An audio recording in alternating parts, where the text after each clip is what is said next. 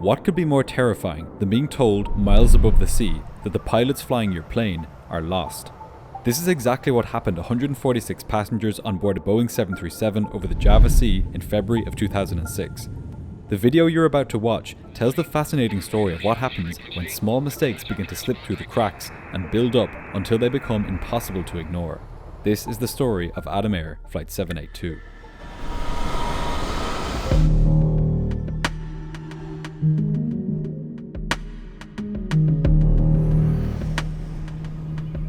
It was early in the morning on February 11, 2006, when 146 passengers and 6 crew boarded a Boeing 737-300 at Jakarta in Indonesia. They were bound for Makassar, a 2-hour journey to the east. As the passengers filed in and took their seats, they had no idea that up in the cockpit, a strange series of events was about to unfold, which would soon put them in serious danger. The flight's captain was 41 years old, and had amassed over 7,000 hours of flying time over the course of his career. He had plenty of experience on the 737 too, with almost 2,000 hours on the aircraft. He had flown this route many times before, and as he prepared the aircraft for departure, he had no reason to suspect that anything was out of the ordinary.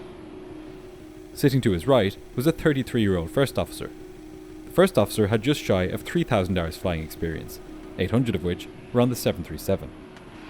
It's a cliché at this point to say that aircraft accidents don't just happen for one reason, but this is rarely as clear as it is in the case of Flight 782, where the chain of events which led to the incident was miles long. And on this morning, the first link in that chain appeared right on the ground at Jakarta. During their pre-flight checks, the pilots discovered that there was a fault with one of the plane's navigation systems. One of its 2 inertial reference units, which keep track of the plane's position as it flies, had failed. Their 737 was 19 years old at this point, and it wasn't exactly in mint condition.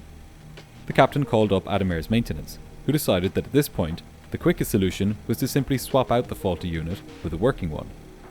When they arrived at the aircraft, that's exactly what they did. The pilots then tested both units on the ground, and they appeared to be working normally. These kinds of issues were not uncommon at Adam Air.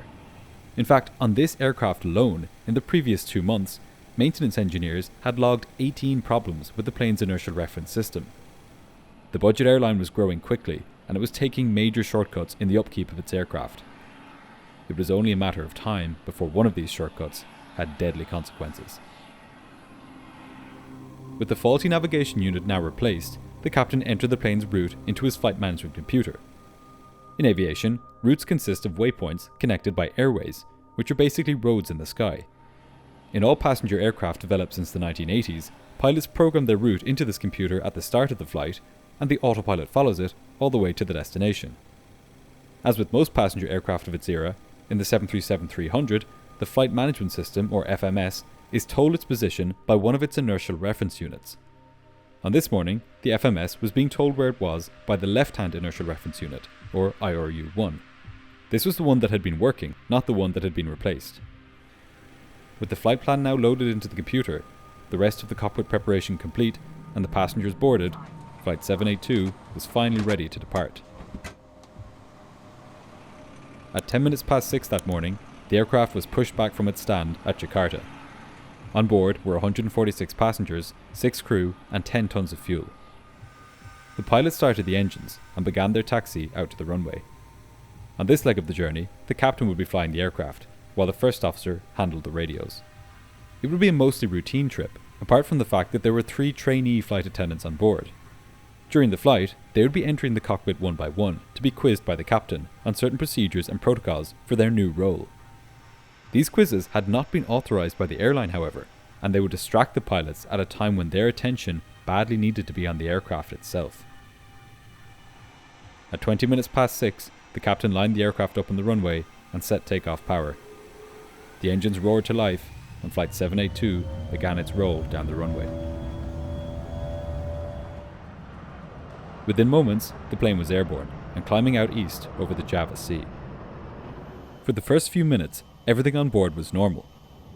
Passing 10,000 feet, the captain turned off the fasten seatbelt sign, and the cabin crew and the new trainees went through the cabin with food and drinks. The food options on board were nothing special, so it's a shame that the passengers didn't have access to this video's sponsor, Factor 75. Factor takes all the stress out of meal prepping, cooking, and cleaning up. Every week, they send fresh, delicious, ready-to-eat meals right to your door. Each week there is a new menu with 35 options, each of which has been crafted by chefs, approved by dietitians, and packed full of flavour. You can order meals to suit your particular diet, with options like keto, low-calorie, vegetarian, and vegan. And if you want more than just your main meals, Factor will also send you snacks to keep you going throughout the day, like smoothies, juices, and small bites. It's so much better than ordering takeout because not only is it cheaper, but it's healthier and way more delicious. Plus, if you're looking for something a little more gourmet, Factor has you covered with options like filet mignon, shrimp, truffle butter, broccolini, and asparagus. Unlike the food on Adamair, the meals from Factor are never frozen. They arrive fresh and ready for you to eat in just 2 minutes. Get 50% off your first Factor box and 20% off your next month of orders using my link. Click the link in the video description or scan the QR code with your phone. Don't forget to use my coupon code, green.sep50. By using this code, you're really helping out the channel, which means I can keep making these videos. And speaking of that, let's get back to the video. The autopilot was following the route on the flight management computer, represented by this magenta line here. This moving map display makes navigation more intuitive than it had been in previous eras, when needles and dials were used. On it, the plane is represented by this triangle. The route it's following is in magenta, and other waypoints and airports can be displayed on the screen as well. It also has the advantage of being able to display weather directly on the plane's weather radar, and it can show other nearby aircraft. But unlike what you might think, this map does not use GPS to tell the plane's position. That's because the 737-300 did not have a GPS. GPS is a relatively new addition to commercial aircraft, and even though it began being introduced in the 1990s, it didn't really become standard until the 2010s. Rather than GPS, position information displayed on this map is derived mainly from the aircraft's inertial reference units, which we mentioned earlier. Inertial reference units use gyroscopes, which are spun up at the start of the flight while the plane is stationary at the gate, and which then detect acceleration in different directions as the plane starts moving. Although not as accurate as GPS, they are still precise enough for navigation, and they have the benefit of being entirely self-contained. No satellites, no radio signals, and no magnets.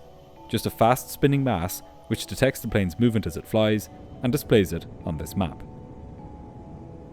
So, as the pilots monitored the flight's progress, they weren't looking at some true objective representation of where the plane was. Rather, they were looking at the calculations of the IRU, which were simply being displayed in electronic map format. However, the IRU wasn't the only source of position information. The plane's computers also tuned into nearby radio beacons and factored in their direction and distance to help calculate the aircraft's position in addition to the information from the IRU. Having multiple sources of information like this allows the computers to calculate the aircraft's position with high precision. I know that that's a lot of information to take in, but it's important to cover it in order to fully understand what is now about to happen. About 15 minutes after takeoff, Flight 782 reached its cruising altitude of 33,000 feet. Not long after that, the pilots asked air traffic control for a shortcut. By routing direct to a waypoint called Siput, they would be able to cut some intermediate waypoints out and save some time en route. The controller cleared them to Siput, and the first officer used his flight management computer to send the plane directly to it. All was well as the plane turned left onto its new course. As they left Jakarta's airspace, the pilots contacted Bali Air Traffic Control. They would be with Bali for a few minutes, before being transferred to Ujung Padang Control, the final en route controller, before they began their descent into Makassar. These would be the last few normal moments on board Flight 782. At 25 minutes past 7 that morning, unbeknown to the pilots, the flight management computer quietly switched from IRU-1 to IRU-2. It was now getting its position information from the unit that the engineers had installed back on the ground before departure. The pilots had tested this unit on the ground, and all had appeared to be normal. But now, over the Java Sea, it began to drift. Bit by bit, it started to provide the flight management computer with false information about the plane's position. As a result, the plane now began a gentle right-hand turn, barely perceptible to the pilots. The plane thought it was going in a straight line, because the IRU said that it was, and this is what showed up on the pilot's navigation displays. Even the compass headings showed the plane to be flying on track. The pilots had been trained to believe their instruments, but now their instruments were lying to them. A caution message popped up on the flight management computer, saying IRS nav only. This meant that the plane was getting its position entirely from the inertial reference unit and not from any radio beacons on the ground. IRS nav only, as in the only source of navigation information, is the IRS, or the inertial reference system. As far as the pilots were concerned, this wasn't anything to be alarmed about. All it meant was that the plane was simply out of range of any radio beacons which it would normally tune into to more accurately determine the plane's position. This wasn't too surprising out over the sea, and anyway, as long as the IRU was working, it should have been more than capable of keeping track of the plane's position. The first officer cleared this caution message, and with no awareness that anything was amiss, the pilots began briefing the arrival into Makassar.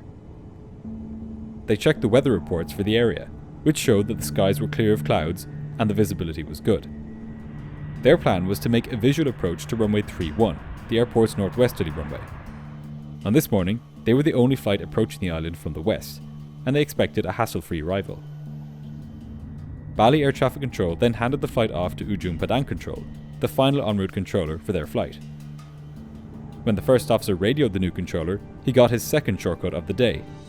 He was now cleared directly to the Makassar VOR, which is the radio beacon at the airport itself. The first officer programmed this waypoint into the flight manager computer and set the plane on its new course.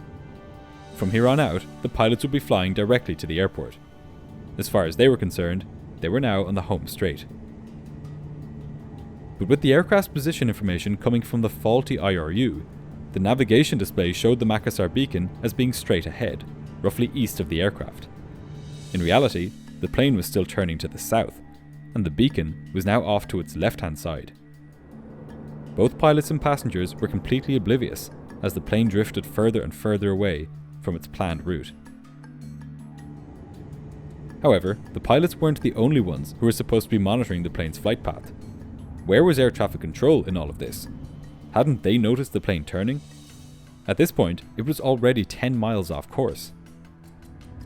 As it happened, the controllers had a system called RAM, or Route Adherence Monitoring, which was designed to alert them whenever a flight deviated from its planned route by more than 10 miles. The only problem was that the warning had been incorrectly set to trigger not at 10 miles, but at 20 miles. The flight hadn't reached that distance yet, and as the controller focused his attention on other aircraft, he didn't notice Flight 782 slowly slipping off course. In the cockpit, the pilots had a distraction all of their own. One of the trainee flight attendants had come in for her quiz with the captain. During the 15 minutes that she was in the cockpit, she noticed something that the pilots hadn't. The sun was off to the left-hand side of the aircraft. If they'd been flying towards Makassar, to the east, the sun should have been rising directly in front of them.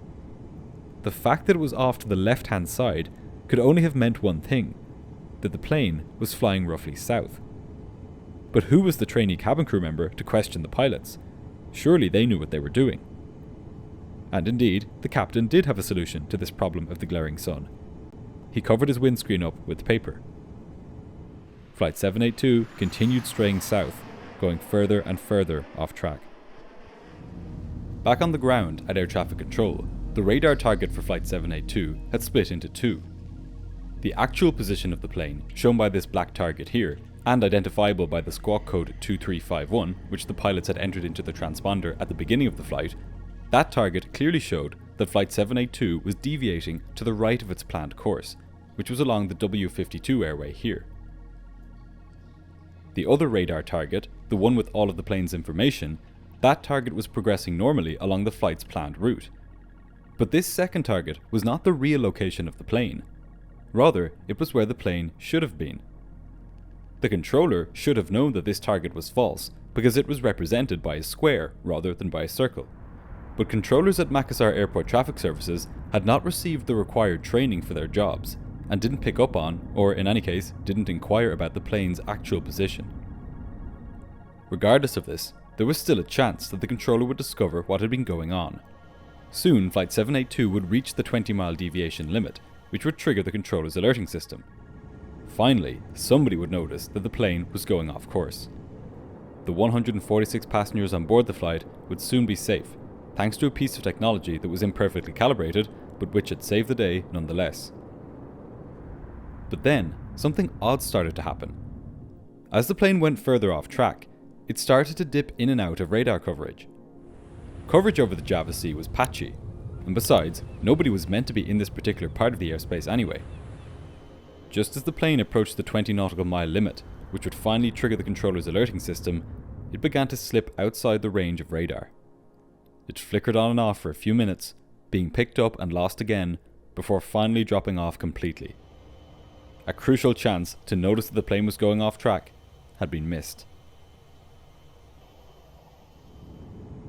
Back in the cockpit, the pilots monitored what they believed to be the flight's normal progress along its route. Their navigation displays and their flight management computers showed that the aircraft was now approaching the waypoint called Guano. The first officer radioed air traffic control, telling them that they were passing this waypoint, and the controller handed him off to the next controller en route. When a plane goes off track, it's essential for the pilots to determine its position as quickly as possible. That's because at the speed that jet aircraft travel at, even just a few minutes of going off course can bring the aircraft dozens of miles from where it was supposed to be. In the case of Flight 782, for every minute the plane flew, it was going off course by 13 kilometers, or about 7 nautical miles. It wasn't just that the pilots were lost though, it was much worse than that. They were lost, they didn't even know that they were lost, and they were getting even more lost every minute. At 10 minutes past 8, and with the needless quizzing of the new cabin crew now complete, the pilots were ready to begin their descent into Makassar. According to their instruments, they were now 115 nautical miles from the beacon, and therefore about that distance from the airport. The first officer requested descent clearance from air traffic control, and with that granted, the flight began its descent from 33,000 feet. In the main cabin, the passengers could feel the plane beginning to descend. Soon, they thought, they would be in Makassar. They didn't know that as they descended on their southerly course, they were crossing as many as 14 different airways, carrying other air traffic. Among the many risks the pilots had racked up in the previous half hour since they first started drifting off course, the threat of a mid-air collision had now been added to the mix. However, it wouldn't be long into the descent before the first signs of trouble started showing. As the plane descended through 28,000 feet, the captain noticed something peculiar. Off to his right-hand side was a mountain. There were no mountains on the route to Makassar, and one had hardly cropped up since the captain had last flown there. The pilots checked their navigation displays, which showed the plane to be on course towards Makassar. If that was the case, what island were they seeing out their window? They took out their maps and began trying to make sense of what they were seeing. But nothing on the map matched what they were seeing outside. They checked their VOR needle, which up until this point had been showing the Makassar beacon straight ahead. But now it too was acting up. The inoperative flag had appeared on the instrument, indicating either that the instrument wasn't working, or that the Makassar beacon was out of range. This didn't make sense. The pilots had been flying towards Makassar, getting closer to it. How could they have gone out of range of the beacon? Minute by minute, the pilots grew increasingly bewildered. As far as they were concerned, everything had been going perfectly well until just a few moments ago. How had things gone so wrong so fast? Of course, in reality, the plane had now been going off course for a full 45 minutes. The pilots had only noticed it now. By this point, it was far to the south of where it was meant to be, over 300 kilometers off course, and beginning to cross the island of West Nusa Tenggara. Then, while the pilots tried to figure out where they were, something really strange happened. The autopilot suddenly disengaged. The captain grabbed the control column and began flying the plane manually. Clearly, something was going seriously wrong with the aircraft. The pilots were now lost, their navigation instruments were either broken or lying to them, and now the autopilot was refusing to fly the plane. The pilots needed to figure out what was going on fast. They began searching the cockpit for any clues as to what was happening. Finally, they turned their attention to the oldest instrument in the cockpit, the magnetic compass. This instrument is simply a magnet suspended in fluid. No electronics, no gyroscopes, and no outside influence but the Earth's magnetic field itself. But what it told the pilots baffled them. According to the magnetic compass, they were on a heading of 230 degrees. They were supposed to be heading east on a heading of about 080, but somehow they were now heading southwest. Their main navigation instruments weren't just slightly off, they were completely wrong. This came as a total shock to the pilots. For how long had they been flying like this? Where had they ended up? And how would they get back on course? They had little idea that their problems were only just beginning. The first officer turned to air traffic control for help and reported his position. According to his flight management computer, he was on the 258-degree radial from the Makassar radio beacon at a distance of 72 miles. What the first officer didn't know was that this position was wrong. It was coming from the plane's faulty inertial reference system. As the first officer waited for a reply from the controller, all he got was static. As it turned out, it wasn't just the radio beacon that the plane was too far from. They were now out of range of air traffic control. The pilots of Flight 782 were badly lost, and now they couldn't even ask air traffic control to tell them where they were on radar. By this point, even if the controllers did begin looking for the plane, they were unlikely to find it.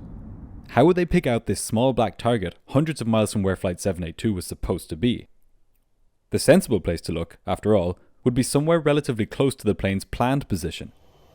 But there were no aircraft there which could be Flight 782. Once they started searching, the controllers would be just as lost as the pilots. The pilots were now truly on their own, as they flew high over a vast sea, with unknown forested islands scattered beneath them. The first officer began calling other aircraft on the radio to see if any of those planes could help them figure out where they were. The pilots of one of those aircraft, a Republic Express Airways flight, said that they could see Flight 782 on their TCAS, the airborne collision avoidance system which shows pilots the position of other nearby aircraft. According to this crew's display, the flight was just 29 nautical miles from Makassar. Now there was a glimmer of hope for the pilots of Flight 782. As they talked with this aircraft, one of the flight attendants entered the cockpit. She told the captain that the passengers were getting anxious, and she asked whether the aircraft was okay, and whether the captain should make an announcement explaining the situation. But the pilots were still hopelessly confused, and they didn't want to panic the passengers.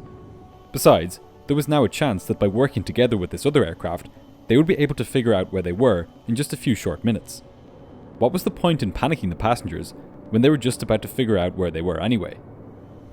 What the pilots didn't know was that the flight they were in touch with wasn't anywhere near them.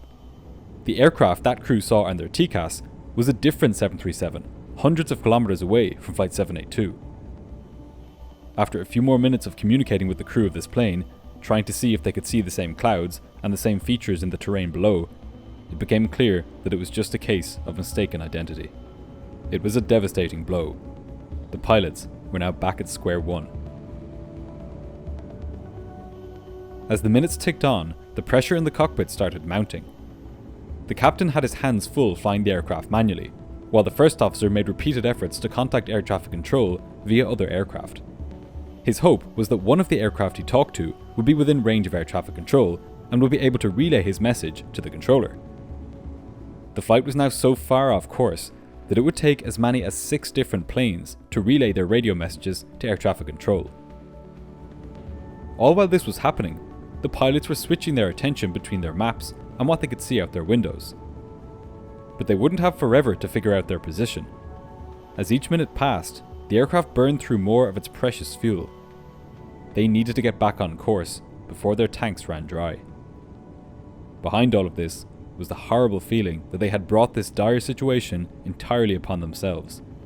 Somehow, they had gotten badly lost on a route which they should have been perfectly familiar with. And now time was running out. But as if things couldn't get any worse, as the plane descended through 16,000 feet, something completely unexpected happened. The first officer's instruments went blank. The pilots were dumbstruck. Without a primary flight display and a navigation display, the first officer had lost information about the plane's speed, altitude, direction, orientation, and position. He now had to rely on his much smaller standby instruments while the captain continued to fly the plane by hand.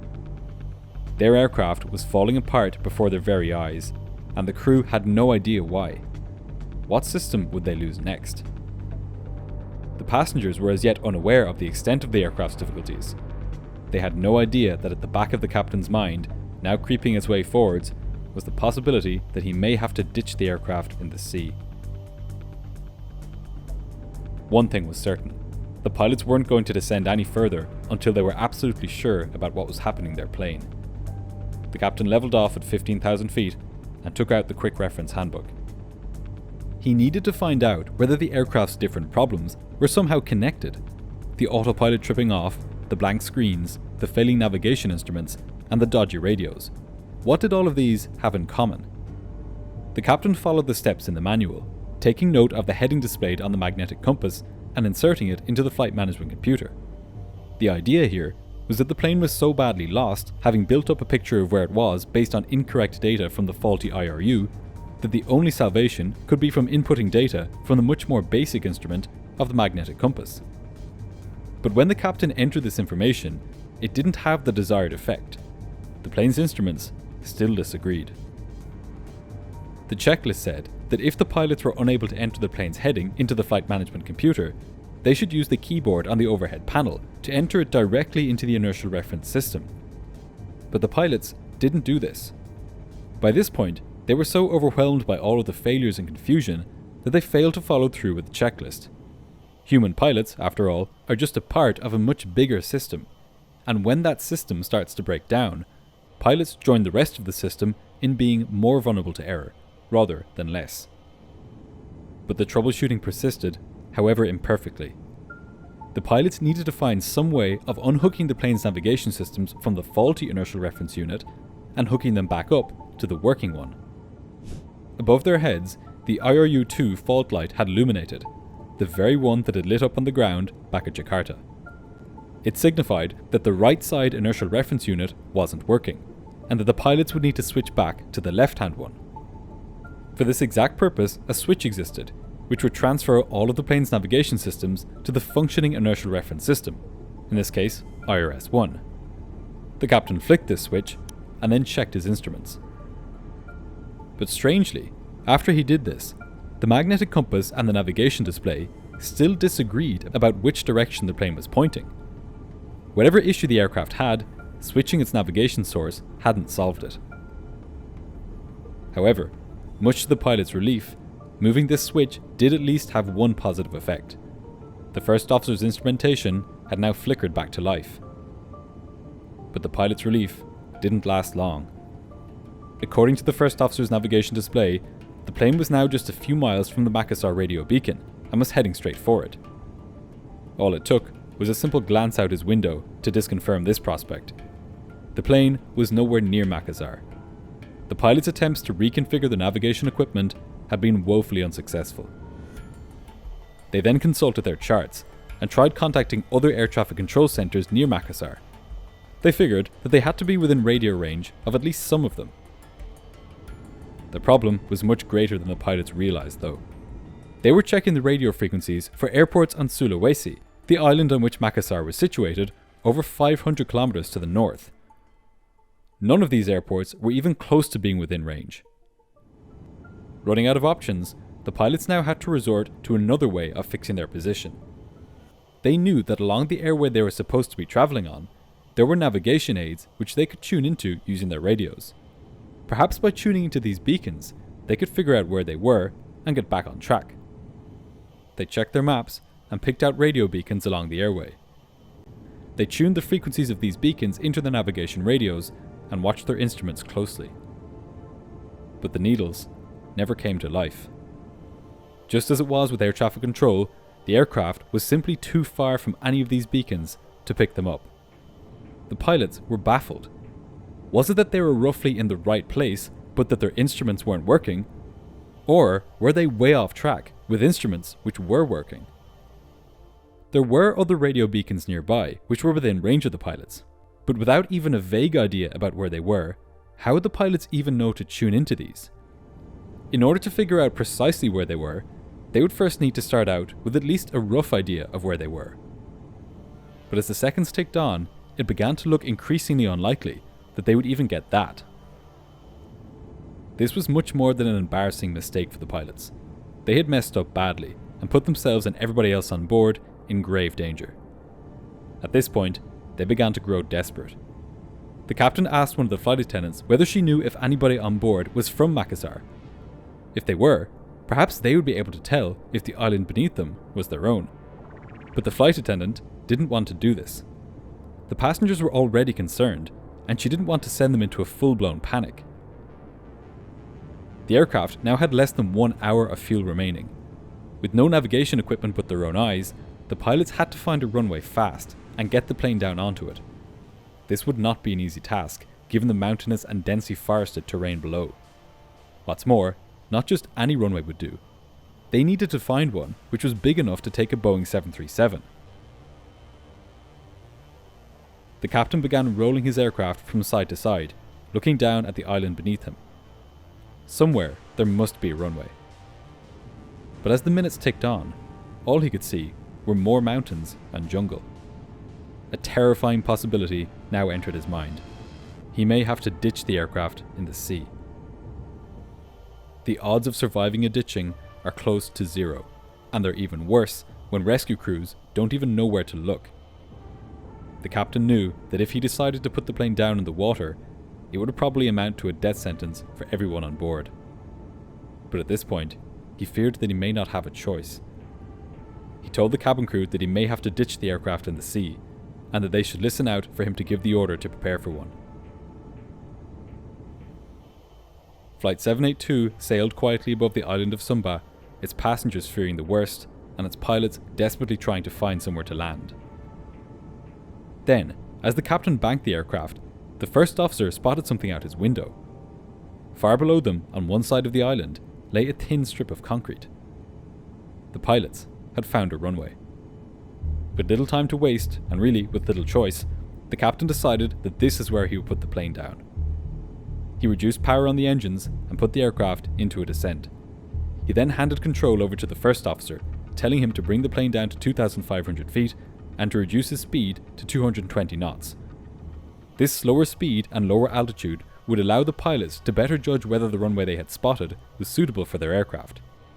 If it was too short, they could end up running off the end of it and crashing into the dense forest which lay there in wait.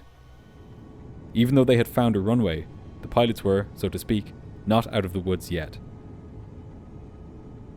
With the first officer flying the plane, the captain made one last-ditch effort to figure out where the aircraft was. He compared the shape of the coastline on his maps to the shoreline he could see out his windows and passed on this information to other pilots over the radio. These pilots checked their maps and looked out at the coastlines they could see. But they couldn't match this up with what the captain was telling them. The reason for this was simple. The captain's estimation of the plane's position was about 500 kilometers off.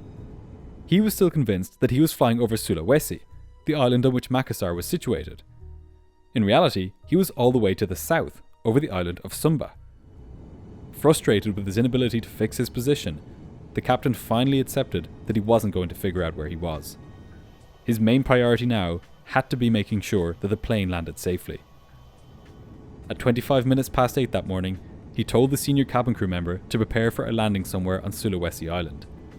He then made a PA apologising to the passengers, telling them that there had been a navigation problem and that they would be landing in a few minutes. He admitted that he didn't know where they would be landing, but said that the important thing was that he put the plane down somewhere. This wasn't perhaps the most reassuring PA, but the passengers, like the pilots, didn't have much choice in the matter. With the passenger briefing out of the way, the pilots now began setting up for their approach to the airport. Normally at this point, they would be able to review the airport charts and plan things like which flap setting they should use on the approach and how much braking they should use on landing. They would also be able to review the weather so that they could prepare for any crosswind on final approach and set their altimeters to display their altitude correctly. But without knowing the radio frequency of any nearby control towers, and without even knowing which airport's charts to look at, the pilots were coming in blind. All they could do was hope that the runway could take their plane when it landed. Unfortunately for Flight 782, the airport they were approaching was not meant to take Boeing 737s. The biggest aircraft which regularly landed there was the Fokker 28, a much smaller regional jet. Even the apparent safety of the runway wasn't so safe after all. But the pilots were running out of time. Their sole focus now was getting the plane down and getting it stopped on the runway. The captain took control from the first officer. As the more experienced pilot, he was better placed to carry out the landing. The first officer then began to call out the approach checklist and the crew configured the aircraft for landing, lowering the flaps and the gear. The airport had a control tower, and there were other aircraft in the area which would be flying in and out of it on that morning. Nobody at the airport knew, as they went about their business, that a fully loaded Boeing 737 was now bearing down on its runway. The pilots could only hope that nobody would get in their way as they neared the airport. This would be the first time in the captain's career that he would be landing without a clearance. The passengers watched nervously out their windows as they got lower and lower, the engines revving up and down as the captain adjusted his speed. As the plane neared the threshold, the automated voice in the cockpit began counting down the aircraft's height above the runway. It was the moment of truth.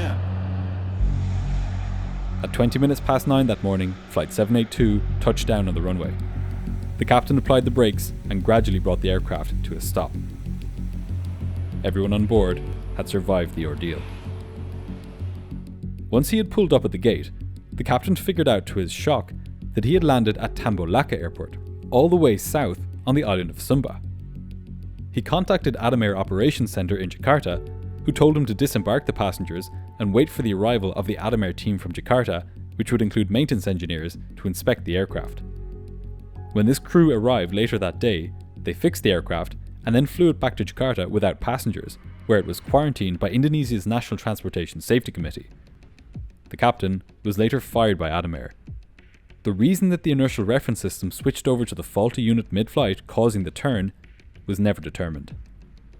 But the story of Flight 782 doesn't end there. The investigation which followed the incident unveiled deep-seated issues at Adam Air, which had been festering for years. It found glaring deficiencies in how the airline maintained its aircraft, with repeated problems going unchecked, and maintenance actions being limited in many cases to simply swapping out different components, resetting circuit breakers, and cleaning electrical connections. This created a culture where problems with aircraft were tolerated, and where pilots were put under pressure to fly aircraft which they knew to be faulty. What happened Flight 782 was really just the tip of the iceberg for an organisation which was corrupt to the core. Just a year after this incident, a different Adam Air 737 crashed into the Makassar Strait, killing all 102 people on board. You can tap here on the screen to see the chilling similarities between this accident and the case of Flight 782. Adam Air was banned from flying in 2008 and went bankrupt later that year. But to this day, it serves as a stark reminder of how not to run an organisation where safety is paramount. The passengers of Flight 782 were simply lucky that they were not the ones who paid the ultimate price for the airline's misdeeds.